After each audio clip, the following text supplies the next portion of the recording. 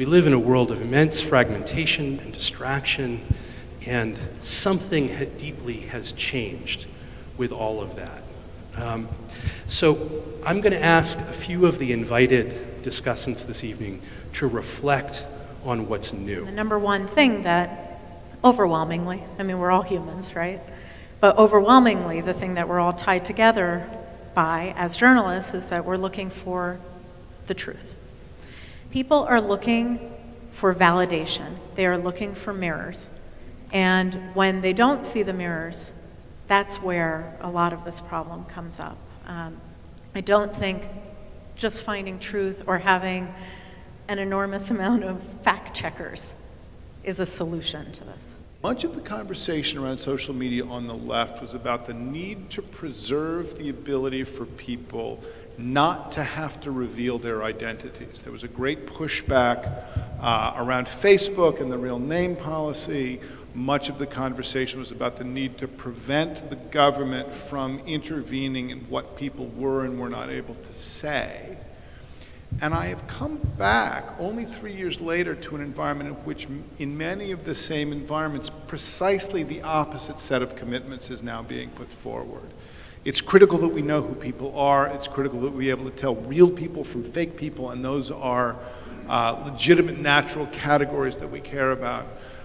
It is important that purveyors of ideas that don't pass a certain kind of muster be identified and stopped in advance. Right, so Facebook uses the system to say, well, you followed the Blaze and George W. Bush, well, why don't you follow Fox News, right? Furthering our place within the network.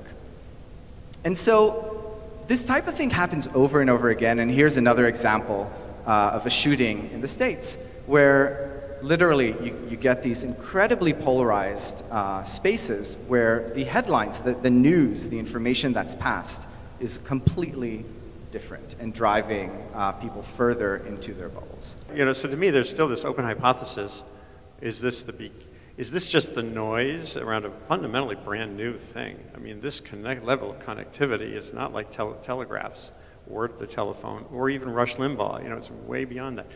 Or is this, you know, breakdown? I think a lot of people really wonder that, because it could be just a temporary kind of reordering, and now we just haven't figured out how to use it yet. It's like being put into a really powerful car and having to be careful about how you step on the accelerator and brake or not. The traditional media landscape understood that they had to engage in an act of strategic silence.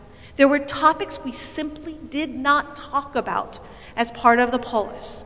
We did not cover Klan rallies. They never went away. The KKK has been active for forever in this country. But we stopped covering them. And that strategic silence was a coordinated effort to not allow amplification, because there's a big difference between the ability to speak and the ability to be amplified. But these networks know how to manipulate the ability to be amplified because they're living in an entirely different ecosystem.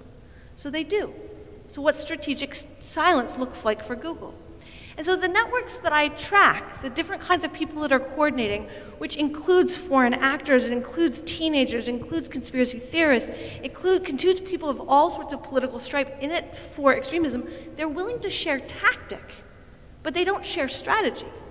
That's a really weird twist in all of this. The complexity of having a conversation like this about the media is that it's much like you said about climate, it's not a monolith, and yet we lump it together as if it's one thing, and it's not. People experience it very differently, and what happens at a national level or an international level may be very different from what happens at a local level. We say people are looking for a mirror, but we're looking for a mirror, right? And we have to remember that all the time. Those of us who are very active and concerned about what's happening, we have to also check ourselves all the time. And that's why I think you asked me to ring the bell at the beginning.